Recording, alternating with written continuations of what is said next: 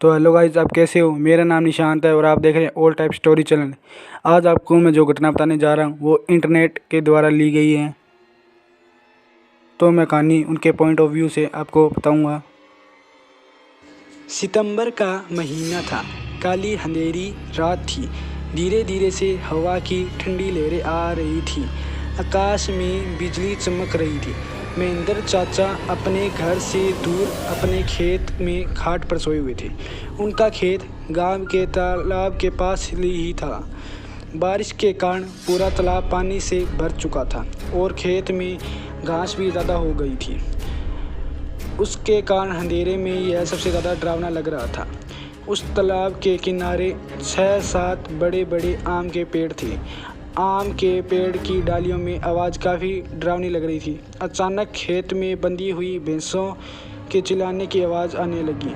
महेंद्र चाचा को पता ही नहीं चला आखिर ऐसे भैंसें क्यों कर रही है। उन्हें लगा शायद ठंडी के कारण भैंसें ऐसे कर रही है। इसीलिए महेंद्र चाचा के खेत में चिमनी जलाई। उसी चिमनी के उजाले में महेंद्र चाचा की नज़र उनके खाट पे पड़ी। उन्होंने देखा कि एक स्त्री उनकी खाट पे बैठी है। ये देखकर उनका शरीर डर से कांपने लगा। उसी वक्त में आकाश में बिजली का तेज झटका हुआ। वैसे तो महेंद्र चाचा बहादुर थे, लेकिन आज उन्हें भी थोड़ा डर लग रहा था।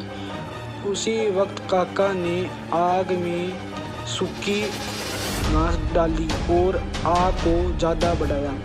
इसकी वजह से वो ओट ठीक से दिखाई देने लगी। महेंद्र चाचा ने तापने के साथ बैठे बैठे ही बूम कौन है पर सामने की प्रतिक्रिया नहीं मिली। इसलिए काका अचंभित हो गए। उनकी समझ में कुछ नहीं आया। काका खड़े हो गए।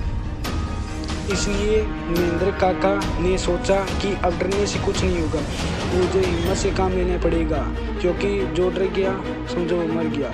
चाचा ने एक बड़ी लकड़ी हाथ में ले ली और बोले, कौन हो तुम? तुम्हें क्या लगता है कि मैं तुमसे डर गया हूँ? लेकिन सच में तो यह था कि चाचा अंदर से पूरी तरह से डर के मारे कांपने लग गए थे। चाचा का ये गुस्से वाला रूप देखकर वो स्त्री खड़ी हो गई और जोर से बोली, क्या तुम मुझसे नहीं डरते? चाचा ने हिम्मत की और बोले, यहाँ से चली जाओ वरना यह लाठी से मार मार के सिर फोड़ दूंगा।